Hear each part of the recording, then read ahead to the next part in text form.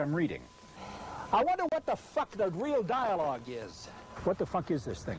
All of the windshield, for fuck's sake. Oh, fuck. What the fuck did I say? That didn't sound for shit, did it? And here, under the hood, we've stored something that'll really come in handy if it doesn't fall out and break my leg. Ah!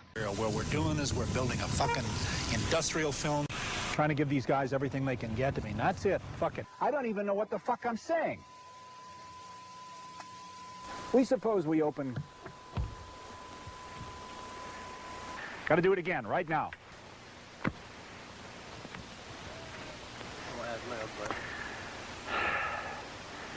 Oh, fuck. Fuck. Fuck. Fuck. Oh, fuck. Shit. Tony, do me a favor, will you please? Will you? Will you do me a kindness? Leave. Yeah. I think I want to be walking in and out if you're going to fuck up and I got to come back. I don't make any difference to me at this juncture. Thank you very much. I appreciate that, Tony. Don't slam the fucking door. No more.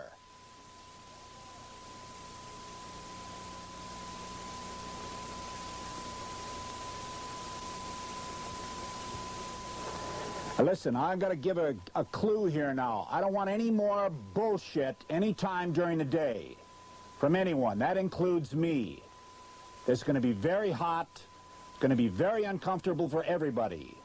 Want anybody yelling. We get anybody yelling around here anymore today, and then the shit is going to hit the fan. And they fit the diverse needs of a very big fern, and they fit the needs of a very diverse buyer segment. Why can't I remember? I wrote this stuff. Why can't I remember it? Why don't I say it fucking right? What does the goddamn line say, Tony? What is the goddamn line? I don't give a shit what the line is. I fucked up the word rear. I can't even read the fucking VO straight. What the fuck was that? We got flies all over the fucking place. Son of a bitch. Get out of here, you fucking flies. There's a fly over the headlight, Tony. We got flies coming for us. Fuck. Fuck out of here, you flies. We got 3 flies, 5 flies. And if you will, make sure, if you will, we don't have that fly on the left side, on the passenger side, because we don't have that in frame, but make sure we don't have any flies here. And we don't have any flies. Here we go. Get out of here, you goddamn jackass.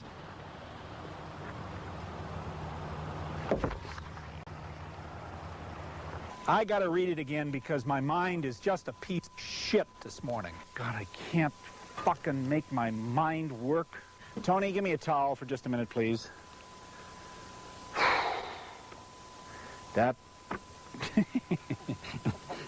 I'm blinded by that fucking hot light. Goddamn son of a bitch! What do you mean, I'm gonna fall off the fucking thing? Fuck. Just keep running. Bullshit. I'm gonna slate this fucker. All right, I haven't got time to mark this motherfucker. Here we go again. We can't hear anybody. Nobody can talk to anybody. Still speeding. Well, turn the fucking thing off, you dumbass. Man, I'd like to kick your fucking head in.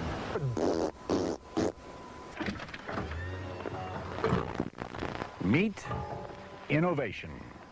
Money. Fuck. Not even funny anymore. Son of a bitch! Jesus Christ. Fuck! Shit. Son of a bitch. Jesus Christ. Fuck. Shit. Son of a bitch. Jesus Christ. Oh, fuck. Shit. Son of a bitch. Jesus Christ. Fuck off! What the hell's the line? Shit! What the fuck is it? Can't remember the goddamn line. The accoutrement that you will need. Accoutrement? What is that shit? I don't know, shit. It's just all gone. I get so goddamn diuretic when I sit here, and my mouth just never stops. For 1989, each individual storage compartment has this controlled light that you can put up your fern if you want to. How's that? What shot is it? Oh, shit. What did I do? Did I walk through it? It's going to be very helpful in keeping you from falling down, you big dumb son of a bitch. You're disturbing what's left of my brain. Yeah, but my mind is such shit. To say nothing of the flies in my head. Got a fly in my mouth and every fucking other thing happens. If I knew what the rest of the line was, then I would be in good shape. It's amazing how I just babble. Uh-oh. I guess my mind is going again. My body is... There's no words there. There's no words on it. Fuck it. We'll do it live. Fuck it. I've never seen that. Fucking thing sucks. There's no words there. Okay. Take it away. Go. Yeah.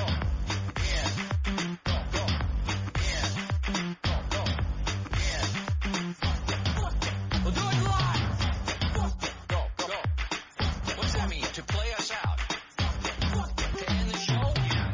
Yeah.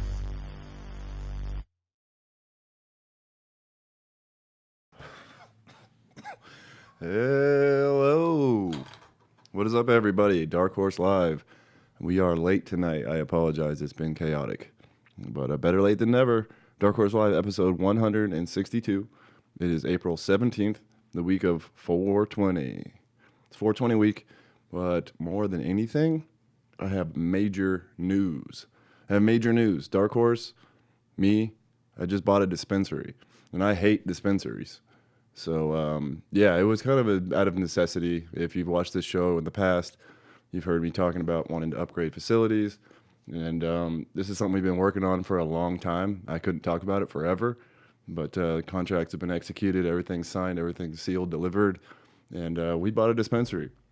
So I'm pretty pumped up to have the ability to sell our products retail straight to customers. We haven't had a dispensary in 14 years in Denver, Colorado, and we are back, officially back.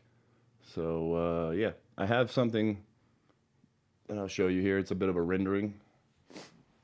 This is not real, but it is real. This is the building that we bought. It's actually way bigger than this. It's like much more to the right that you can't see. But this is a rendering I had the sign guy make, and this is sort of what it's going to look like. Now, the shop probably won't be open for 45 to 90 days. That's how long it takes for the state to process these applications and move things around. But we've been stockpiling fire cannabis out of our current grow to open the store with a bang. So I'm really excited to have this opportunity to do this again. And more than that, I have a plan. I want to do delivery in the city of Denver. I want to do delivery within the first 100 days. I'd like to get a couple of cars, and no one's really cracked this code yet in Denver. But I want to do delivery. I want to get a mobile app. I want to get a little tracking dot so you know where your weed's coming, just like Grubhub. And I want to get it there within 2 hours to anywhere in the city. That's my plan. That's my goal. That's what I'm going to try to do. But more than anything, I promise you this, Denver, Colorado, we will never sell a piece of shit pre-roll.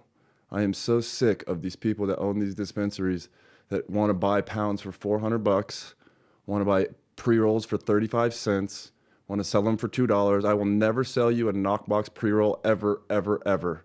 We will not knockbox our pre-rolls. We will hand roll every joint that we sell or will be sold out. I refuse to sell dog shit in this store. I refuse to do it. So with that said, I hate dispensaries. I'm looking to make this the anti-dispensary in a way, like everything that the dispensaries that you know this will not be. I just don't want it to be a traditional dispensary. Although there's no really, how do you reinvent buying bud at a counter and leaving? But basically, that's what it will be. But the idea is, I don't think I'm going to carry anybody else's fucking products. I don't see a need to. I don't want to buy other people's shit. I've been in the wholesale business for almost 9 years now, something like that. And I've been getting beaten up. And I just look at it like we've been fighting for shelf space for so many years that now we have a whole fucking store that I'm just making it Dark Horse products. So that when you come in, it's just going to be fire cannabis, fire everything. Now, granted, I'll probably work with some edible manufacturers to make edibles and stuff like that. I don't want to say 100% Dark Horse products because there'll probably be some other things like edibles. We'll probably work with some hash people, some other products that need to be in there. But when it comes to the flower or the ingredients that was used to make these products, it'll all be sourced from our flower. Our grow is actually triple in size now. So we will have way more cannabis. We have something like almost 200 lights going in this new facility. Plus we have our other grow and our other MIP. So the flower will be coming steady. Like I said, it will be fire. I'm going to go out on a limb and say most people haven't really tried Dark Horse because we do small drops all over the city. And most people don't know about it. But I'm going to keep more pot in stock. And I'm going to challenge 710 and Green Dot, who are the premier brands in the state, to I'm going to have my own store. It's Snacksland, Bloom. There's a bunch of us. But, Dark Horse is going to have its own store. The store is not on a main street, so you're going to have to come find us. I will tell you the address eventually. But yeah, this store will open sometime June, July. I really don't know yet. It kind of depends on city licensing people. But like I said, I'm pretty pumped up to be able to do this. It's been a lot of work in the making. So here we go. Back to that retail world again. But like I said, I'm gonna give you my word now. We will never sell shitty joints. We will never sell shitty joints. We will never buy wholesale pounds for a couple $100s and try to sell them for 25 and eighth and try to make $3,000 off stepped on shit pounds. I just want to grow fire cannabis and I want to sell it to the consumer straight out of the store. It's something that I've done in the past. I've run dispensaries before, but this is one that I'm just like, they forced me to do it. I never wanted to go retail, but I was forced to go retail by the plummeting price of wholesale prices. And I was like, what, sell you pounds for $700, $800? Or put them in my shop and let's do $20 eighths and I'll make fucking 10 times, 3 times, 4 times what you guys are going to pay me. So yeah, we have a fucking store now. We're going to stock it full of fire shit. But more than that, we're going to deliver all over this city to all these people that want to have cannabis delivered to your doorstep. Yeah, like I said, I want to have an express line so people can come in and get what the fuck they want. I want to have a line where, honestly, I'm thinking most people that work for me are probably going to be very experienced. Our store will probably start with the bud tenders, which are going to be myself. I'll be a bud tender of my own store. J-Lo will be a bud tender at this store at certain points at times.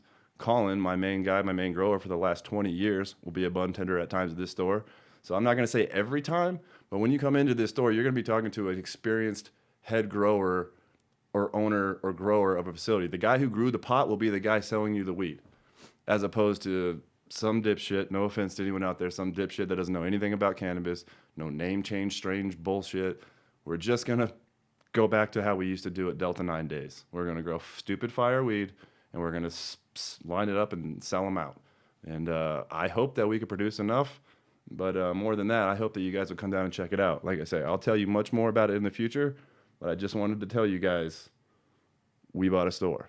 And yeah, this is what it should look like. But I don't think I'm going to throw the Bruce Banner graphic on there or the whole graphic on there. I got to be honest. That's just a rendering. But this is sort of where we're going for. And I hope you come check it out. I'll let you know. Grand opening, we'll have a soft opening, but grand opening will be midsummer. And I really hope you guys come. I intend to carry a lot of breeders' gear. I want to be a seed bank down here. I want to be a clone nursery down here. And we're going to sell flower down here. We're going to have the best of what I can possibly produce in this store every day.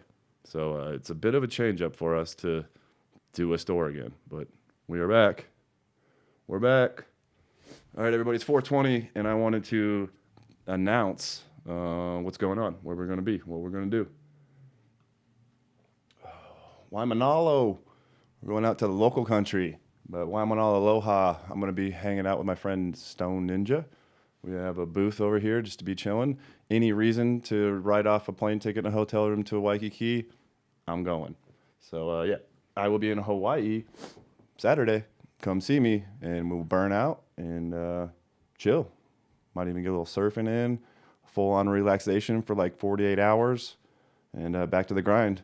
But, yeah, I'm going to Hawaii. So anyone Hawaii way watching this show, please come down and hang out with us. Small event, real chill. My guy Stone Ninja, Dark Horse, chilling. Gonna bring some fire to burn. Let's do this thing. It's 420 proper. 420 on the beach. Come on, let's do it. All right, what else we got for Colorado local folk? We got you. 420 is gonna be at Rocky Road.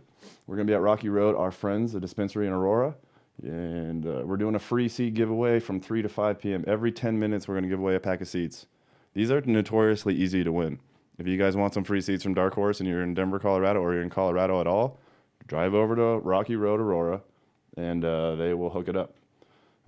I shouldn't say they will hook it up. BK is going to be in there, and he's going to be doing a raffle. But I guarantee if you wait around for a few raffles, you're going to win one. So, yeah, every 10 minutes, giving away Soulstone seeds from 3 to 5 p.m., at the golden hour of 420, we'll be in there. So, yeah, come down to Rocky Road. They have our flower also. So come check it out. Come grab some. All right, that's what's going on. Also, I have a question for you guys, all the watchers of the show. What do you want to do on 420 on Sea Bazaar? I was thinking I'll let you guys decide, and you guys can decide in the chat. I have 2 options for you. bring back pay what you want, which if you don't know what pay what you want is, it's kind of like where we just say, you pay what you want to pay. You tell us in the comments what you're trying to get. And if we can do it, we will do it for you. Or straight up 50% off for one day. So it's going to be a one day no matter what this Saturday on 420. We're only going to do a one day sale. But what would you guys rather have? Pay what you want, where you can kind of throw in like a $12 order and get like 3 seeds?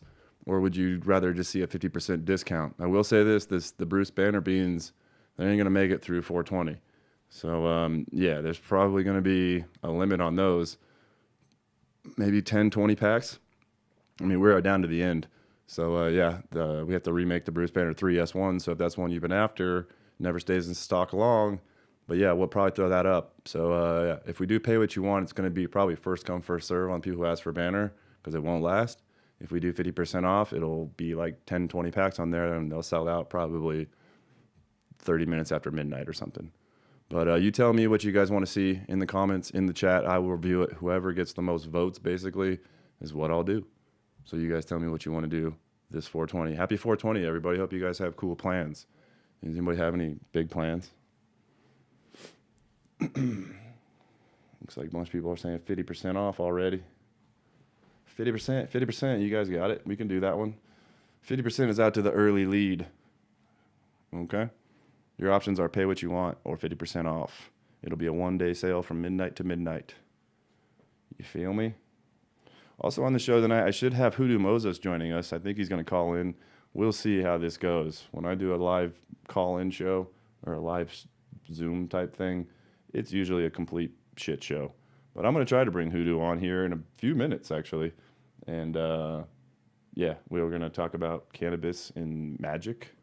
And just the, I don't know, I don't really have a, he has some things cooked up, but I don't really have a great understanding of, like, maybe we'll talk to him about it, but it's what I wanted to talk a little bit about is just cannabis in religion or cannabis in, like, as a sacrament. I know that many religions use cannabis as, like, a sacrament.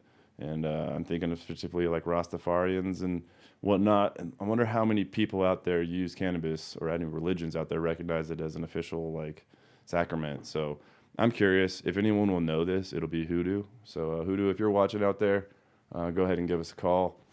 Zoom in with me, friend, and we'll dig into your magic spells and potions. But yeah, hope you guys have a good 420 plan. Like I say, if you're Colorado way, go see BK. At Rocky Road, Aurora. That will be the party spot for getting hooked up. And Rocky Road has our flower right now. They should have our flower. So if you guys are looking to buy some Dark Horse before we get this shop open, go to Rocky Road. Go to the DAB locations in Rocky Road. I'm sure they're all going to have promotions. Also, shout out to all the seed banks out there. I didn't list it, but there's a lot of deals. If you need something right now in cannabis, you've got the 420 week approaching this weekend. And I'm telling you, get anything you might need, from jars to glass to flour to hash. Deals will be had this weekend, and I hope you guys score. But I saw, I think Swerve was doing a crazy deal, like 4 for 420. I saw Neptune was doing a crazy deal, and they're doing their deals all week. I saw Multiverse was doing a pretty good deal. So, yeah, the deals will be had. If you guys see a good deal, feel free to shout them out in the chat right now or write them in the chat. I have no issue with you guys telling everybody where the deals are at. Yeah, I have my eye on some shit, to tell you the truth. I was looking at maybe trying to grab a couple of Relentless Genetics or even some Skunk Tech stuff, Skunk House stuff. But I was like, yeah, with this deal, even I shop, man. I'll go out and grab a couple of fucking special whatevers. All right. I need Mitch. I need a Hoodoo. Let me make sure he's coming because I have no show without a Hoodoo. He told me 8:40, we're 7 minutes past. Riveting podcast. You guys tell me in the chat what you want to talk about till Hoodoo calls in. Anyone have any topics?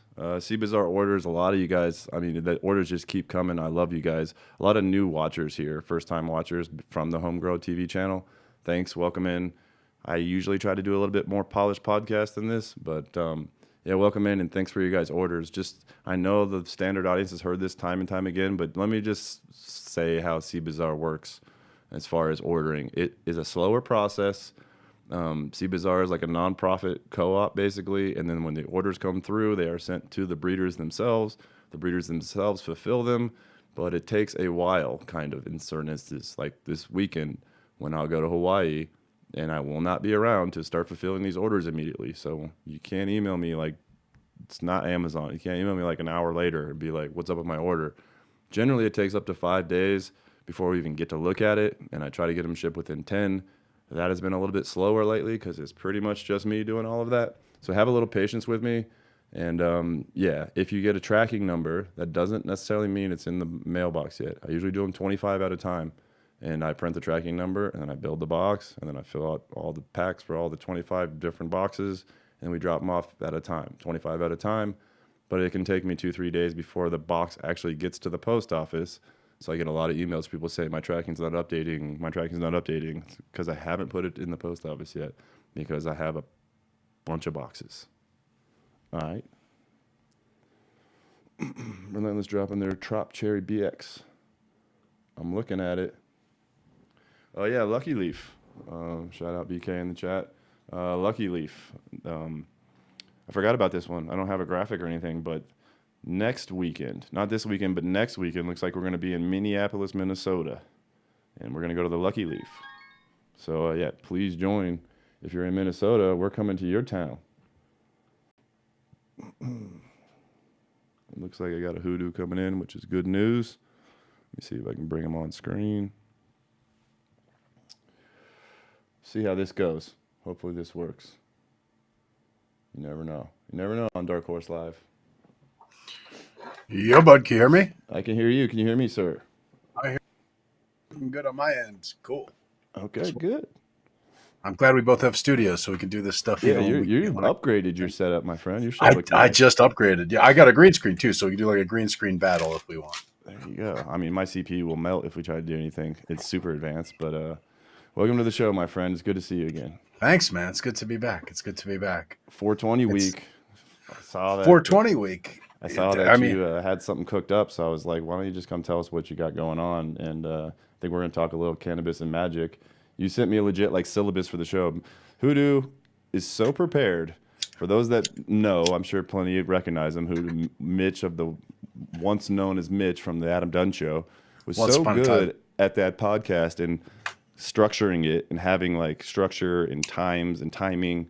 And when you sent me this syllabus kind of thing today, I was just like, dude, this guy is so good at this podcast shit. It's kind of amazing. Like the way that you fully think out of a show as opposed to the train wreck that I do. I just come on here and start vomiting gibberish. I mean, I had a few years of train wrecks on my own stuff, but I just like yesterday. No, well, this weekend I set up the new studio and I was like, I'm going to be super pro about everything now. So you got to be like the first beneficiary of that. Yeah, excellent. So yeah, tell us what you got going on, dude. I mean, what do you want to talk about today? We have shit. I mean, I have a few personal projects going on, but I guess that kind of leads into the bigger discussion. So the thing that I was just sending you that we're like talking about, and that folks can get in on if they want to. I think I have like 37 left going in the drop. I was like, for 420 this year, I want to do something special. And as I think you know, I've been doing distilling, but not like the way people to do cannabis distillate usually. I have this big old like copper alembic like alchemists used in the 1600s, and I distill like botanical waters and stuff. And I've always been like, dude, I've been practicing now for about 3 years. You know, I'm getting really good, you know, perfumer quality plant extracts, and it's very cool. But now I'm like, I haven't done it with cannabis yet, so it was about time. And that's what every time Hoodoo comes down and kicks it at the house for a little bit, he always comes with like 3 bottles of fragrance. He's like, so you gotta check this one out. He's like, this one's for like special occasions, or this one is like, yeah, this one's for good luck or travel protection or all kinds of different things. But yeah, I don't think I've seen you much over the last 2 years where you haven't brought me like a new kind of fragrance. So you're into the botanical I've been waters. I've been in the lab fucking constantly, you know, just. So you call it botanical waters, but I mean, I don't know shit, but is that essentially, like you say, a distillation? And it's a distillation. Botanical waters? It's a distillation using steam instead of a solvent. So it's a solventless distillation. And I mean, I guess I'll admit it here. I have a master plan, as you might have guessed. Like, I believe, and I've been waiting till I do this, the solventless distillation of cannabis, which is, okay, that's happening on 420. I'm doing that on Saturday. I'll tell the whole story of how I had to get 3 pounds of CBD on the internet from Oregon because holy shit. But anyway, it looks like I got some good stuff. So if my theory is correct, I can do a solventless distillation and then use a pretty tricky method so normally people are going to distill with a solvent, right? They're going to use alcohol or whatever they're going to use, right? And then they have to purge, as we always talk about, right? Purge off the solvent. So I believe I can do a solventless distillation with steam, and then I have a sneaky technique to remove all that water like fast, like in an hour. Interesting. And I just yesterday found a Chinese patent where they're doing that with rose essential oil, which rose oil is like the fucking hardest to get because it's very, very, very temperature sensitive, like way more so than cannabis. So when you start to put any heat into it, you start to break it down. But this Chinese patent showed they did use this method I'm going to fuck with on rose oil, and they came out with a totally solventless rose oil that was 11% more concentrated than a solvent extract. Interesting. Totally clear, no color. So obviously you're doing it with CBD or a hemp-derived product, basically. So it's not something that's going to get anyone high. But do you think the same process could work on a THC product? So I'm going to do it. And then I'm going to I'm actually going to talk to you about sending some of it to a lab and get it tested. Sure. Because if I show that I'm like, oh, actually, the basic thing is, so Skunk Farm Research, do you remember those guys? It was like Rob Clark. And barely, yeah, but I remember them. Old shit, right? So Skunk Farm Labs, they did a steam distillation expecting to just get terps. Because they were like, oh, cannabinoids are oil soluble, not water soluble. If I run steam through it, that's not going to pull cannabinoids. The thing was they hadn't played with steam distillation enough. By this point, the thing is the steam causes pressure and it just pushes the oils over. It pulls the water too and all the water-soluble terps.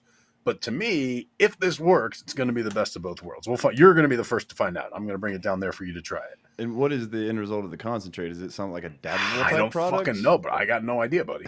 We're going to find out. We're going to dab it just to see what happens? I've never done the concentration part, right? Like, I've done the distillation part.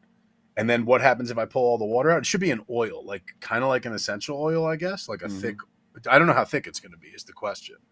But what I think is going to be fucking real dope about this is I have always wanted a weed spray, like just a spray that smells exactly, not a little bit faintly like cannabis, not like, oh, I see why they call it. No, I want a spray that smells like my favorite strain, and I want to be able to fucking just and make my shit smell like sour diesel or whatever. Right. I know I'm dating myself with that. Such a Colorado type thing to say. I'm sure there's many people watching from all over the world that are kind of like, what the fuck did he just say? He wants to like smell like weed? Just hear me out on this. I got ideas. First of all, let's just say you are in one of the places in the world where it's not legal, right? So when you don't have weed on you, you fucking spray your car out with this shit and you get pulled over. And then they search the dogs freak out. There's nothing there to find. After a few times of this, they're just going to stop. Yeah, whip out your oil and be like, I prefer this fragrance. And all over your apartment, so your landlord's like, I swear, I smell weed. You're like, no, it's just my fragrance. Here, let me spray it for you, dude. So there's that. There's like, that's when I initially was like, I want a weed cologne. That's what I wanted it for. But the other like really big thing, we've talked so many times, and people talked about entourage effect. And everyone's talked so many times about how it really is the aromatics that affect the high, right? So this is basically terp water. So you, in theory, we'll find out for sure, you should be able to smoke and then take like a couple sprays of terp water and change your high. Like make it more whatever, indica or sativa. Interesting. Definitely for sure, if you put it in your bong and use it as your bong water, it's gonna change your high, right? Now you're talking. That's a for sure. Let's try that one out immediately. Well, I told you I did that so maybe I didn't tell you. So I went over, this was many years ago, probably 15 years ago, Dave Malone from Green Dot Labs, right? He was demonstrating this principle. So he had essential oils. It was way too terpy, right? Because essential oils have a very, very high concentration. This is going to be the essential oils, but in not just the pure oil form. In any case, so his whole thing was like, okay, hit this. This is Bubba. Okay, so it's a quote unquote indica. It's a quote unquote stony high, right? It's a downer. Then he put 1 drop of lemon essential oil in the water. And then you hit the same exact bowl, and all of a sudden it's a quote unquote super sativa, right? Because it's just the terps. So that's cool. He's using lemon. I'm talking about, in theory, if it works to some extent, you could make, like if we just had Bruce Banner terp water, Right. you could get the Bruce Banner high from anything that had the cannabinoids. I mean, you could literally smell In theory. proof and like have it taste good too. In theory. Well, no, it'll still taste bad, but it'll taste bad with like some good on top of it, I guess. Yeah, it's like it would be like a shit sandwich with like a good like aftertaste or something like a along shit. those lines. Yeah. So I'm curious here though, like I see where you're going with it, but I don't know if this is a terrible idea. I guess chat let me know. But like, what about the idea of cannabis smelling cologne for men? Bro, I'm about it. That's where we're going with this. We're not done. Like when I smell like cannabis, like to me, it's a good smell. Like I like it, but I wonder. So this is our segue, brother. This is our segue, because why the fuck am I doing this since I've been doing the Hoodoo Moses shit for 6 years? Why am I doing a cannabis extract now? Which leads us to our topic for tonight. Because in the Bible, in the book of Exodus, they give a recipe for the holy anointing oil, right? And this is the oil that only the high priest can wear. This oil now, since then, was used by the likes of Aleister Crowley, was used by a lot of magical practitioners in the pursuit of magic, to kind of like raise your vibes, raise your energy to a higher degree, to communicate with higher powers and how, reach your holy and guardian angel, all this stuff, right? So the original recipe, as written in the book of Exodus in the Bible, calls for this thing called cannabis. And usually in like the King James Bible and shit, they translate that as calamus, which is a root. I got some over there. I can go get it for you. It smells nothing like weed. Nothing like weed. Right? But so then all these magicians are making this oil with calamus root in it, which okay. But the actual recipe has cannabis, which means aromatic cane in Hebrew, which is where we get the word cannabis, dude. Right? So no one makes it with cannabis. And I'm like, I want to make this formula I want to be able to smell it, right? Now, in the book, it says you're forbidden to make the oil if you're not doing it for that purpose, so I don't do that. But I've been steam distilling it, right? If I've ever brought you a bottle of the water of Abramelin, that's what that is, right? Because there's an old grimoire called the Book of Abramelin where they give that recipe to be able to get your magical powers up, right?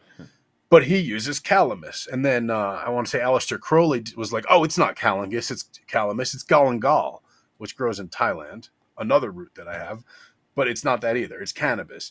And so we're going to do it with cannabis. And we're going to see what that smells like, because that's part of this smell that, like, the rest of it is fucking delicious, dude. It's like all sorts of resins and cinnamon and cassia and just deliciousness, man. It's really, really good smelling. Do you think the texts were like misinterpreted and it truly is cannabis, or do you think 100%? I have no doubt that cannabis is cannabis, and like most experts on the Bible and most experts on Hebrew and stuff like that all agree now. I mean, that's crazy to kind of. I wonder if it was censored at such an early age, as we all know, or if it was truly just misinterpreted. I think it was well, okay, so when we talk about the history of cannabis and magic, it's interesting. I think it was just misinterpreted, right? Like that happens a lot with the Bible. My favorite example to give is the Red Sea, right? There's that sea that right now there's pirates in, and we're shooting missiles over all that shit, the Red Sea. Okay, in Hebrew, that's Yam Suf, which means the Sea of Reeds. And some scribe at some point just wrote red instead of reed. And so, they were hand copying the Bible, and so now parting the Red Sea was really not parting like an ocean. It was parting like thorns. A sea of reeds. And there's some interpretations say, yeah, like they walked on the reeds, dude. And then the chariots came and they couldn't go on reeds and they all collapsed. I don't know. But point being, there are all these little mistranslations and shit. And among them, I think, is this cannabis. So, like, I should also say there's an incense recipe in there. There's the oil recipe. There's a lot of, like, recipes of good smelling stuff in this particular part of the Bible. And by and large, there's 2,000, 3,000 years now of discussion and debate on, like, oh, no, this ingredient is actually this, or what is this thing? Because you have people from England who've fucking never seen any of the plants in the Middle East at that time doing these translations, and they're like, I don't know, calamus, like that's a cane plant that smells good, but calamus doesn't really grow in the ancient Near East, right? Cannabis definitely fucking does. Oh, and then what sealed the deal on this was they found, so I'm going to assume you've never been to Jerusalem, but if you go to Jerusalem, right, there's the Temple Mount. That's where like the mosque is, right? And there's the wall of King Solomon's temple. King Solomon's going to be a major player in our story today. There's the wall of King Solomon's temple. There's the mountain. And on the side of the mountain, there's another temple. They've been excavating it for the past, I want to say 10 years. There's all types of YouTube videos, all types of TV shows about it. It's the second altar they found. And on that altar, they found copious amounts of frankincense burned, to be expected, and copious amounts of cannabis resin. No shit. Right? I will pull up a news article. If I pull up a news article, will I be able to screen share it? Yeah, I'm not sure. We never tried it, but we can try it. If anyone can figure it out, it's us, bud. Okay, here we go. Smithsonian Magazine, pulling it up right now. You need a Jamie. Both of us do. We have studios, but we don't have the team. Oh, no. I have to use Google Chrome. Can I send you the link? Yeah, you can probably send it to me. Cool. I'm Via going to send you the email, we'll link, see and what then you can... happens. I'll just respond to your email that you sent me. So here's just the article from Smithsonian about this, the Second Temple. So point being, there's definitely a long history of using cannabis as part of a bunch of good smelling stuff, right? Like on its own, maybe it's not a cologne, although we will see. And I have to imagine strains smell a lot better today than they did 3,000 years ago. Like we've done so much in terms of breeding and picking that up, that I think we can potentially just have like some of these strains would make a good cologne. But yeah, we'll also see how the extract comes out. I'm gonna have to throw the link in the description of the video because your computer didn't like that. She shot up. Yeah, to I'm 90 on the CPU. trying to melt this fucker down, buddy. Yeah, I can't even show it. Otherwise, we'll literally fall apart. But Drop it in the chat or something. yeah, whatever. I can drop it. I'll drop it in the description and everything. I did my part. Anyway, so yeah, the idea of using it as a cologne, straight up, that's been going on since biblical times for sure. The thought I had on that, just when it comes to men and women, it's like I think men. Maybe I'm wildly wrong about this, but I think men are more attracted to cannabis smell than probably women, because I know that most colognes are bullshit, but it's designed in some way to be an aphrodisiac for like a lady to like want you, or that's the way they're gonna sell it to you. I don't know that if a woman smells like skunk, it's like gonna make her like Randy, if you know what I mean. I don't know, dude. Women, let us know. If she's a stoner, I feel like it will, bro. If she does, then she's the right kind of woman for us. And here's the thing. Oh, okay, so I wanted to bring this up as far as technical points, right? So normally, when you're doing traditional distillation, you do it in copper, right? Big copper still. Copper binds with sulfur, so all the sulfur compounds in what you're extracting stick to the copper, and they don't come through. The thing about herb is the skunky smell is all sulfur compounds. So I'm going to do two distillations. I'm going to do one in glass, and that one will have all the skunky compounds. And I got some, I don't know, CBD Royal OG Kush for that. So I'm assuming it doesn't smoke great, but it should smell in the right ballpark. And then I also got some, I don't know, some like cookies, some pineapple cookies. That I'm going to do in the copper. I'll take out all the skunky on that and let just the sweet come through. But for the cushy, I don't want to lose any. If I can get Kush cologne, like Kush spray in a bottle. So by my math, right, how the concentration is. So it's like a 1 ounce spray bottle, right? So I got 1 ounce bottles over there, but I'm not going to go get one. But it's a 1 ounce spray bottle. Each 1 ounce spray bottle will have all the smell of 9.5 grams of bud. 9.5 to 10 grams of bud. That's like a good amount of bud smell, I feel like, right? Yeah. I mean, it should. You would think it would. Like smell. if you have a jar with fucking 10 half grams ounce of of bud in weed, it and yeah. you pop it, it's not quite a half ounce, a little more than a quarter. Like that's some stank on it. Yeah, it should stink. So the interesting thing about the water-based stuff is that it's very volatile, right? It evaporates quick. So once you spray it, it's not like a cologne in that you're going to be smelling like it for hours afterwards. But if you spray it into like a glass or like a container, it smells like it for fucking days afterwards. It's pretty dope. So you can make like a little jar of different. I mean, it would just be cool to have like, because you can't smell the nugget dispensaries anymore, right? I mean, actually, that's a good question. I have to double check that. I think they have them where they have to like open the jar with like a little slits in it. You know what I mean? So like, last time I went there, you couldn't. I mean, maybe that was a COVID thing. I think it was a COVID thing, but But if you had the spray, You could just be like, well, you and I tried to crack this code years ago, back when you were working for me at Dark Horse, and we were trying to come up with scratch and sniff displays for seeds. And trying all right, here, let's do this for the Dark Horse dispensary, bud. Let's extract the strains and make sprays for them. Little spray poofs for like the seed packs. I mean, yeah, man. It could be like like a mall type kiosk where you walk through and you just like spritz yourself with all the different sprays and be like. I mean, I believe very strongly in the power of smell. Here's one thing I know, right? So back in the incredible days, we did a lot of trade shows, right? We did the Cannabis Cup, all those other trade shows, all that. But eventually we went and did like the fucking big one, dude, the ASD show in Vegas, which is the biggest merchandise show in the West. The only bigger ones in China. It's fucking the entire Vegas Convention Center for like 5 days, dude. It's huge. So I'm like, how are we going to get people to come to our booth, our little booth? We had like no display. You know, usually we're like, all right, we'll have our fucking banner at the table and we'll yell and bring the vibes and people will come. And usually that works, but this is such a big show. We like had nothing on it. But then I was like, I know how to do this. And, you know, obviously we had good herb with us. I think it was your herb. And so we just started smoking at the booth in the middle of the convention center. And no one expected it because it wasn't like it was Champs. It wasn't like it was a weed show at all. We were not in a weed section. We were just with like regular other products and we just started smoking in the booth.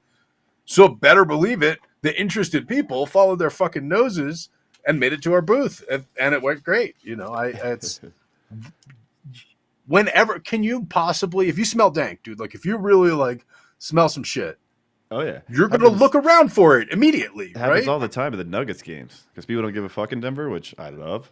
But people will fire up in Nuggets games, like in the seats, and my nose, I'll just be like, God damn it! Or I'll smell the opposite. I'll smell shit. I'll be like, dude, this guy's got boofy ass weed over here. But sometimes once in a while, if you smell dank, my you're nose, like, yeah, I'll follow. Where is that? Yeah, I'm gonna track that dude down. Exactly. Speaking of which. How did you find it with weed at Raekwon? We haven't talked about it since you went. I know this is in our topic tonight. Sure. Do we have to give the background on this? No, I talked about it on the show, actually, that cool. we went to see the show or whatever, and we hooked those guys up with some cannabis. But no, my thoughts on that is it was – I didn't know how that whole vibe was going to be because you're going to the Colorado Symphony, like a very esteemed professional musician. And all the staff there – are only used to dealing with symphony goers, right? Like the whole shit is not prepared for us, basically. So yeah, Wu-Tang crowd kind of comes through, and I was like, how is this going to go? But no, everybody was really cool because the show was really engaging and cool to watch. But as soon as they hit intermission, everybody fled outside, and there was a million Did you blunts. smoke in your seat? No, I didn't see anyone smoking at our show. I did. You smoked? Oh, damn. I can't believe you pulled that off. I did a little ducky down. They had the signs everywhere that if you smoke, the fire alarm is going to go off. And I was like, I know how fucking every smoke detector fire alarm in the world works. There's not a single one that will detect me hitting a bowl once in this giant ass building. Fuck them, they're lying. I got to call them out. So I would just say I was surprised when we went to intermission and went outside because I expected the crowd to kind of be like me, like let's go duck around this corner and smoke this joint or whatever. And like, no, everybody fired up. And I was like, this is strange.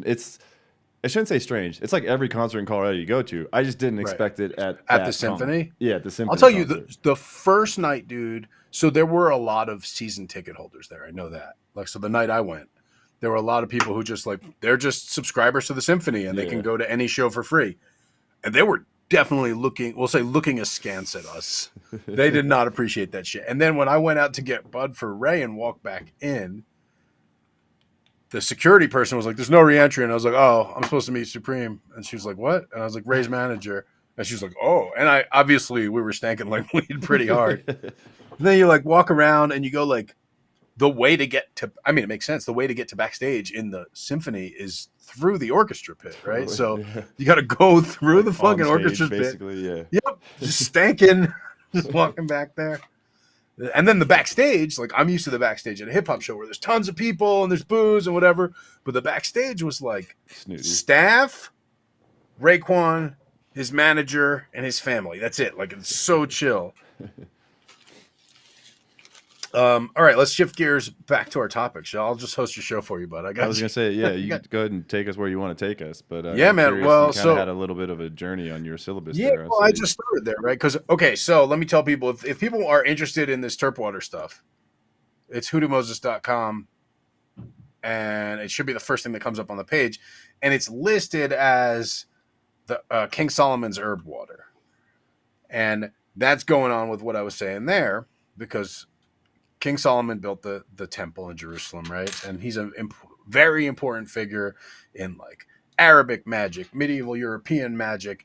Everyone attributes everything to King Solomon, right? There's a book called the Book of the Goetia called the Lesser Key of Solomon. It's about summoning and binding demons. And so when you think of like a wizard with like circles drawn on the ground and he's got the sword in his hand and all that shit, that's exactly that, right? And that's serious stuff. It's mostly comes through Islamic traditions and maybe even pre-Islamic traditions from that region, but they all center on this figure of King Solomon, right? So the thing about King Solomon is, if you know any Rastas, sometimes they'll call this stuff Solomon's grave. Why? Because they say that the herb grew on King Solomon's grave. Now we have this archaeological evidence that I sent you, Jay, that links it to that whole lineage and that the temple he fucking built, dude. You know, so pretty crazy. So I feel like the doubts about that can start diminishing. And if you've seen like Jeff Brown's book, Marijuana and the Bible, I could grab it off the shelf and just start reading it. He's got tons of stuff on it. And if you just look at the lore, like the association of, you know, kind of the ancient Israelites and hashish is very strong. And this is all what Jeff Brown's book is about. Point being, this connection of cannabis and this connection of magic definitely meet at this personage of King Solomon. But that's neither the beginning nor the end of it, dude. So check this out. Any culture that you can name that makes hash, right? Where are we talking about that? We're talking about India. We're talking about Pakistan, right? We're talking about Nepal. We're talking about Tibet. We're talking about Morocco. We're talking about Algeria. Think of any other hash countries, Hulk? What is it, Morocco? Tradition. Yeah, Morocco. We got every single one of those, right? Even Egypt, right? Every single one of these countries also has a written system of alchemy that goes back hundreds of years, like a magic and alchemy, right? There's not a culture that has one that doesn't have the other. China as well, right? There's not a culture that has one that doesn't have the other. It's so closely linked. And you find this again and again when we get into like Western Europe, right? You have, and there's a lot of books about this actually, talking about like the cultural phenomenon of cannabis and magic and the connection between them. So I don't have to belabor that point. But what there's not, and the point that I'll start belaboring, is that I am working on a book. I'm working on a cannabis grimoire. That's the document I sent you there, which we could, I guess, do an excerpt of whatever. But that's the project that, in addition to the terp water, I'm really grinding on right now. And I have spoken with a significant publisher in the field, and I think there may be something there. I'm not going to say anything about that. Either way, I'm writing the fucking book. As far as I know, it's the first book for cannabis people who are interested in magic and magic people who are interested in kind of deepening their relationship with cannabis. As far as I know, it's the first one that walks you through that process. And using cannabis in ritual and kind of using ritual to enhance your cannabis experience. I would say, is that something that you kind of practice a lot in the last 6 years? Have people asked you about cannabis in kind of your work? So here's how this happened, because I wanted to do a different book, and the publisher was like, I want to do a book just on herbs and shit like that. And the publisher was like, oh, what's your background in herbology? Are you an herbalist or whatever? I was like, I ran an herbal extraction lab, all this other stuff. And it was all cannabis, obviously. And so that then led them to be like, well, you know, we'd really like a cannabis magic book. And I was like, I don't know. Those are two separate things for me. And they were like, well, do you ever incorporate them? I was like, I don't know. Like, I smoke before every single ritual I do, but I smoke before everything. Like, we're going to Home Depot. We better smoke, right? Like, I smoke before we do everything. Yes, I smoke before every magical thing I do. And then she goes, well, you just think about this. If there's one book that you're most uniquely qualified to write that nobody else could write, what would it be? And I hung up the phone with her and I was like, fuck, she got me. Like, that's you. God damn shit. And I tried to ignore it, and I like went to bed and it was bothering me. So I called her the next day and I was like, all right, I'll do it. How many books have you written now?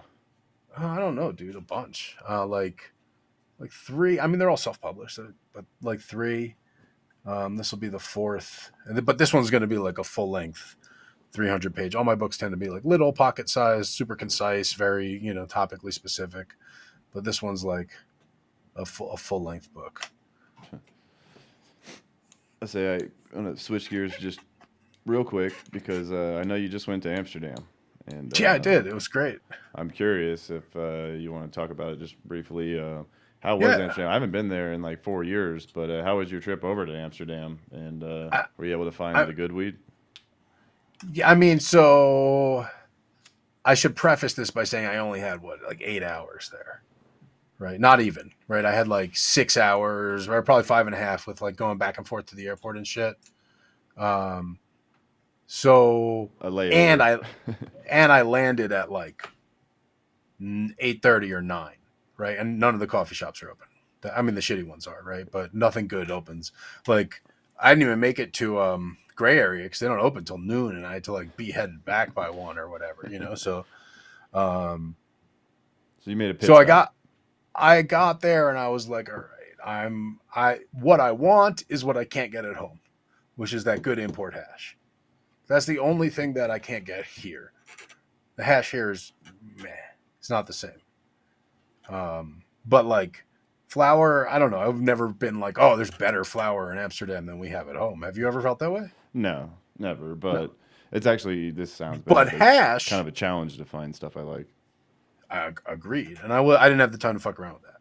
Right. But you can get some funky ass like import hash. But it's also like, you just have to walk into the right shop on the right day. You can't like be like, oh, this is the spot, So I don't know. I landed, nothing was open right when I landed. Hit up a couple bakeries because it was I flew out of Sweden at like 3 a.m.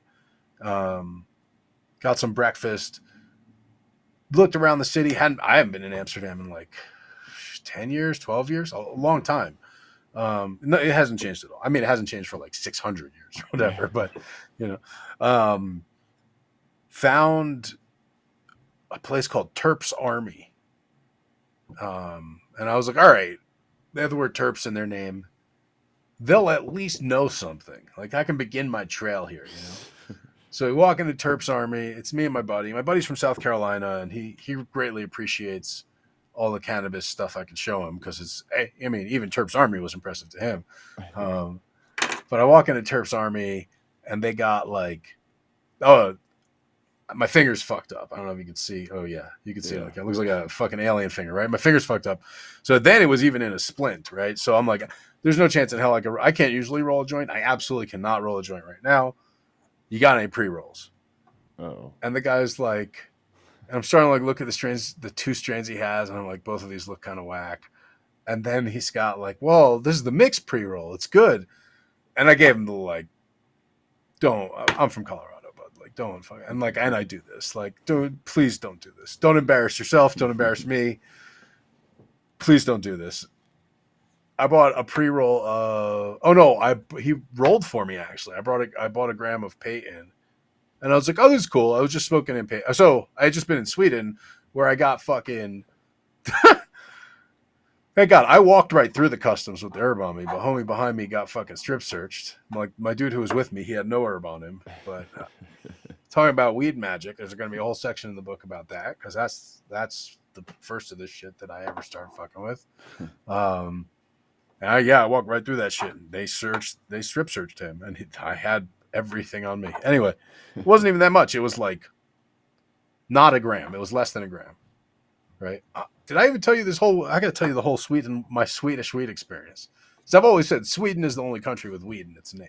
Like, True. One would hope they would have something going on. Absolutely not. And I was like, oh, they're serious about this shit. Like when I Googled it, they were like, they're really strict about it. And I was like, all right, whatever. Everyone's really strict about it. But nope, going off the plane, dude. Luckily, I walk right through it. Fucking my boy doesn't come out behind me. And I'm like, what is going? I saw the dog. And I was like, oh shit, a dog. And it's a poodle. And I was like, I don't think, for whatever reason, maybe just because I was tired of shit, I was like, I don't think poodles can smell weed. I think poodles smell bombs. And I just like walked through like nothing. And then my dude's walking behind me and he fucking gets stopped. And they bring the dog around his luggage and the dog alerts on his luggage. And he had nothing, dude. He had nothing on him. But they strip searched him, and I'm out there like realizing pretty quickly what happened. I was like, with the people we were meeting, I was like, I should probably go put my luggage in the car, fucking do that. Anyway, we're out there doing the spiritual work, blessing these people, giving all these offerings, all this stuff. Show up for the last night for the big grand finale. We're going to cleanse their house. We're going to cleanse them, give them this ecstatic experience. It's just this incredible 8-hour ritual. But we show up for that. And right before that, we're actually running late because Airbnb hits me up and they're like, yup, your Airbnb host says that you have weed in the unit. And I was like, what the fuck? Apparently, the small amount of weed I had was the dankest thing in the entire nation of Sweden. And when nobody smells at all like weed, anyone who smells a little bit like weed smells a lot like weed. So we got kicked out of our Airbnb. Did you burn in the place?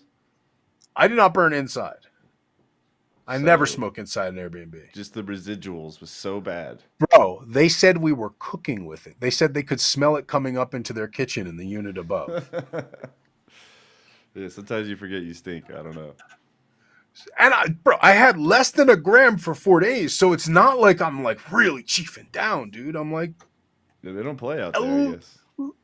Absolutely not, to a degree that I didn't expect. The other thing is there's no Jews in Sweden.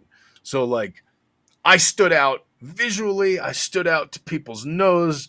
I just didn't belong, and I was suspicious. I was a suspicious creature there. So anyway, we get kicked out of the Airbnb. Then we go to the people that we're working for. And before we begin this big ritual, it's going to take all night, and then we're going to get ready to go to the airport. Dude goes, have you ever seen a volcano? And I was like, oh, fuck yeah, volcano. Actually, no, I said to him, I was like, hey, Martin, so here's the thing, man. I haven't been smoking because of all this shit. Can I smoke here? He turns on the stove, and he's like, have you ever seen a volcano? And I was like, word, yes. Let's go. My buddy, again, who's with me, has never seen a volcano, and his mind's blown. Bro, they fill up the bag. You've seen a volcano. I don't have to explain it to anyone on this show, right? First of all, before he fills up the bag, he goes, how much do you want? And I'm like, I don't know, pack that motherfucker up. It's just a volcano, whatever. And he's like, no, how much do you want? And I was like, what do you mean? Bro, he breaks out a digi, and he's weighing the weed, and he's like, 0.02, 0.03.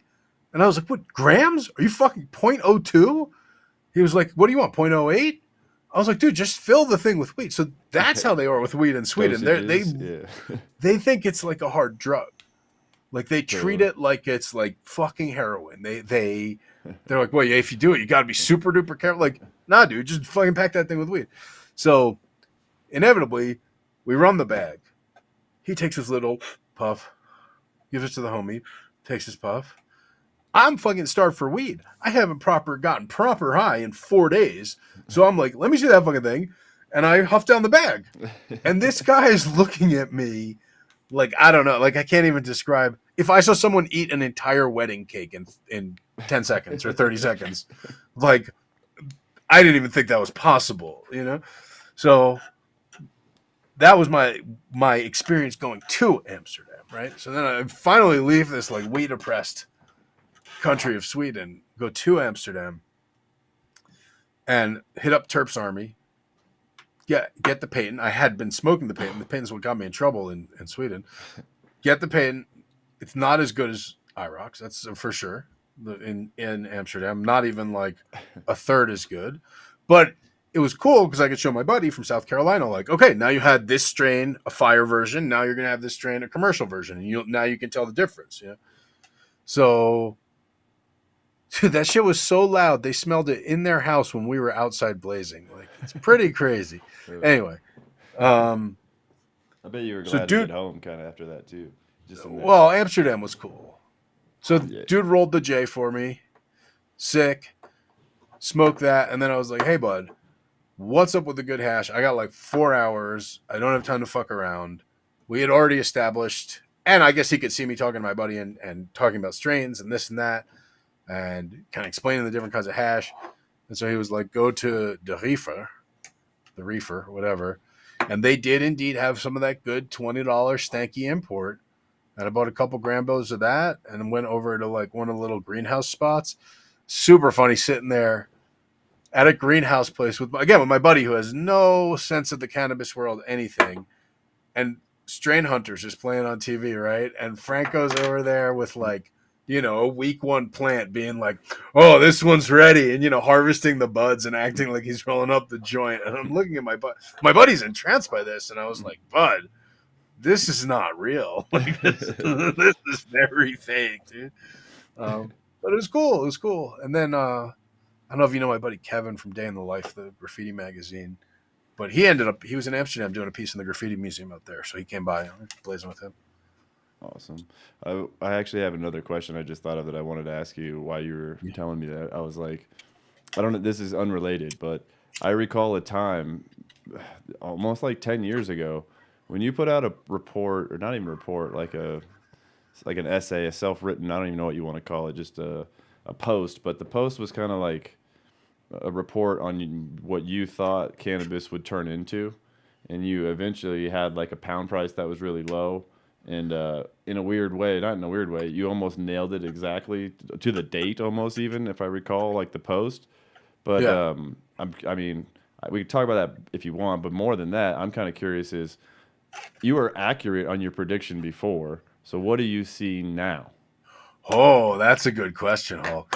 That's a really good question. And that was like in response to the Denver Post thing. I think what you'll see now is you get a phase 2 thing. What everyone was picturing then, let me start and say, what everyone was picturing then, saying, well, if I do small batch, super high quality, that'll hold its own. That's like a late phase 3 thing, right? Like we see that in beer, especially here in Colorado. You go to the liquor store, yeah, you got a little Budweiser, you got a little Coors, but then you got like cases and cases of microbrews. But first of all, if you go to the East Coast, it's not like that, right? If you go to the West Coast, it is. But if you go, to the East Coast, it's not like that. And even here, that shit's relatively new. It takes the market to reach the point where the average consumer is like, I want something a little bit special today. And then I've tried fucking everything there is, and now I want something out of the ordinary. That's where you start to get the connoisseurs. And we had people before things started being like, well, I'm going to sell the connoisseurs. Like, there's no connoisseurs yet, dude. Right? So now we're going to move into this phase 2 thing. And phase 2 should hopefully be pretty boring. You should not see a lot of dramatic movement on prices. What you should see is prices at retail should start to recover. We'll call it an average of 8% a year. But this is not yet. Okay, we're a stage away, because this takes some sophistication on the part of the operators to do that. We're a stage away from that part in the market. But you'll see the price, just like with your fucking groceries, dude. Then they call it inflation, but that's not really what's happening, because there's record corporate profits, right? So like everyone's raising their prices a little bit all the time.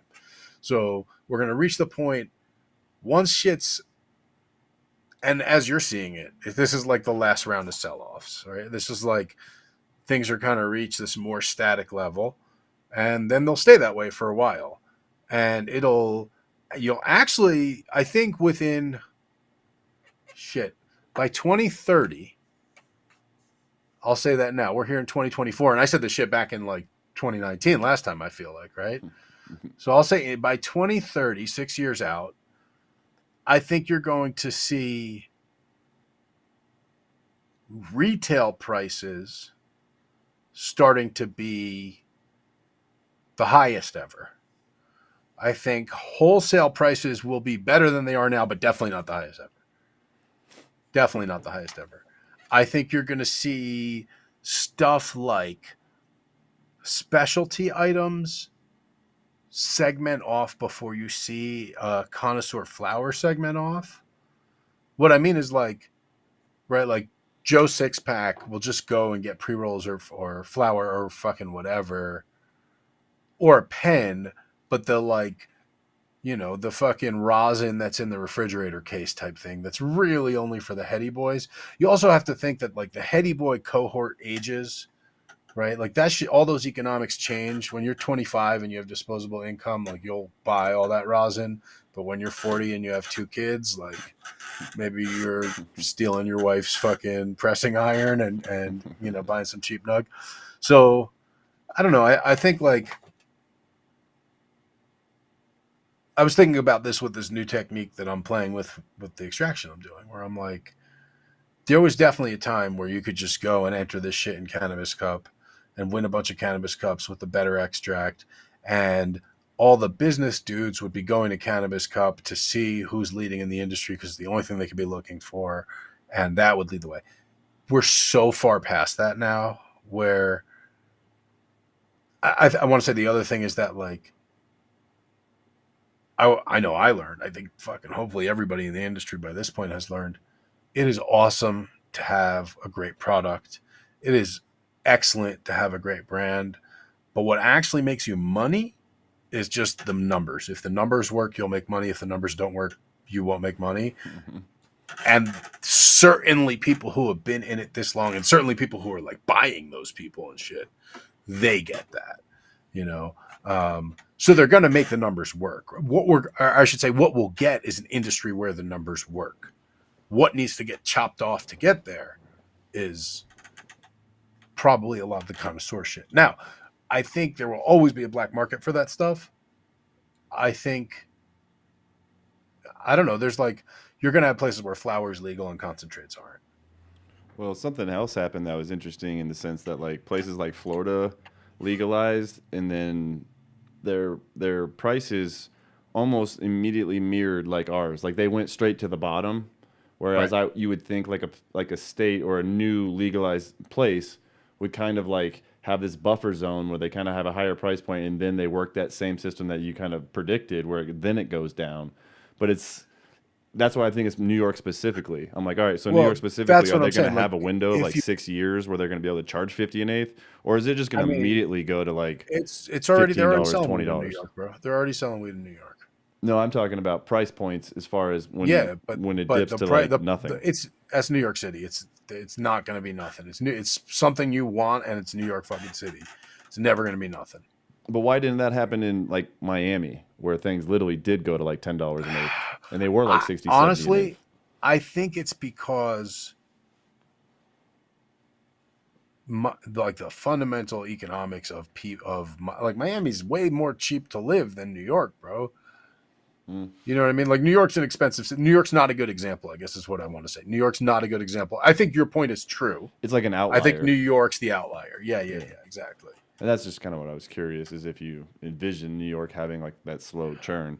And I'll say this, when it comes to the price of cannabis, is we've seen it do nothing but fall over like, you know, the last 14 years. The other At thing what is, point does it go up again, like just through pure inflation, you know? Well, so that's what I'm saying. We should start seeing inflation creep like now, right? We should see the bottom on retail. The other thing that we have here uniquely in Colorado, because since we're the guinea pig of this shit, we get into these situations where it's like, yeah, we got 6 years of outdoor sitting fucking in this distribution center that we got to work through. So, you know, $10 ounces are going to be around for a minute, you know. Once we work through that, everything will be normal. Whatever the new normal is, right? But we do have this weird situation where, like, Cali probably has that too, where there's just like a surplus of weed that needs to be sold cheap because you can't sell it for a lot. Totally. Or be destroyed. No one wants to grow weed and destroy it. So. Excellent. Well, I want to give you kind of the final wrap on this. We've kind of went over my hour here, but I don't know, anything that we didn't get to at all that you want to touch on, or anything that you want to promote that we didn't talk about? No, I just want to encourage everyone to check me out. I guess I will say this with this book that I'm working on and with promoting this, and one of the reasons I was hesitating, but that I finally am like owning up to, is like, you know, I put in a lot of years in cannabis, and for better or worse, I got to be in a lot of rooms that a lot of other people weren't in. I got to have a lot of conversations that a lot of other people didn't have. I got to meet a lot of people that a lot of other people didn't get to meet.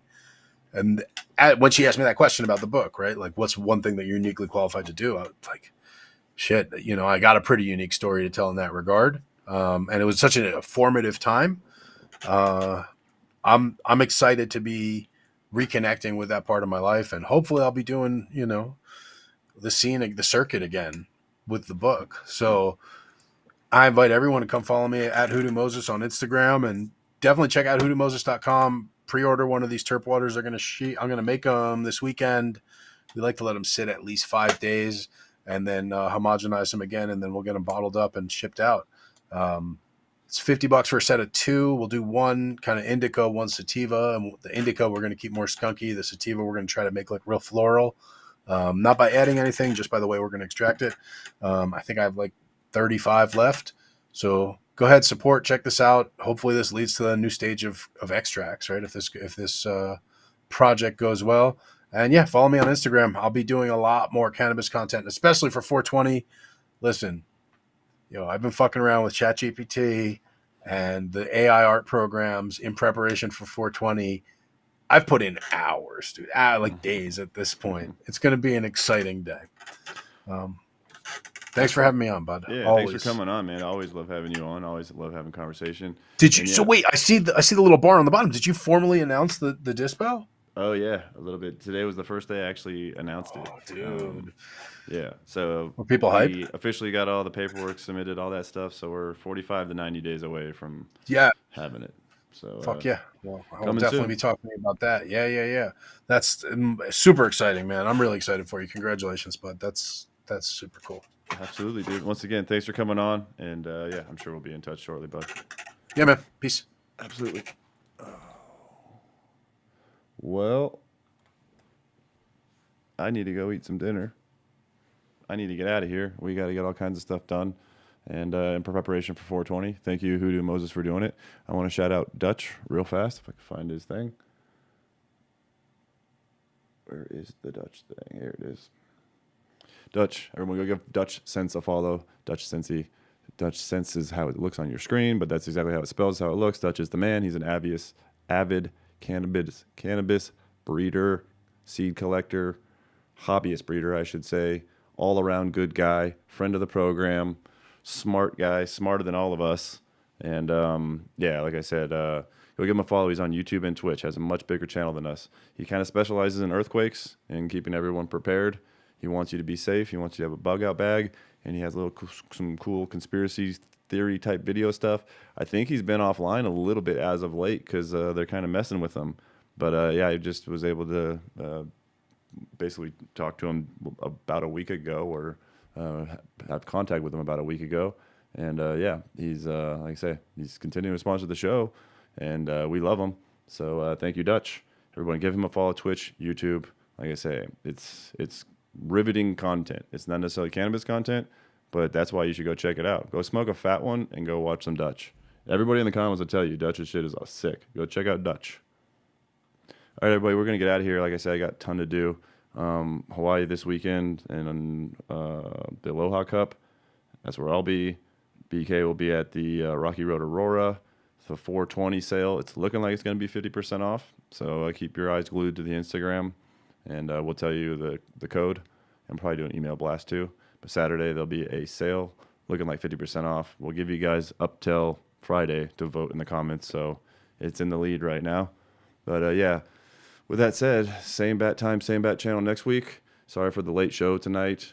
And yeah, more information coming on the exciting news about the shop and everything. We'll take it one day at a time, and we might document quite a bit of it. I had an idea of sort of just documenting either the success or failure of it, no matter what happens, and just show it all, which I don't know if I have the guts to do, but we may. But either way, come see us next week. Same bat time, same bat channel, Dark Horse Live. Thank you, everybody. Happy 420. Finally good to see you. Happy 420. Smoke a fat one. And yeah, be safe out there, everybody. Peace. Little pale gay fish, come sit on my shoulder today. Little gay parrot fish, sit on my shoulder today and make me a fried shrimpy dish with some soy sauce. Super fried egg roll, triple fried fried rice, triple fried rice, baby. 2-for-1 egg roll, super triple fried rice, triple fried rice, baby.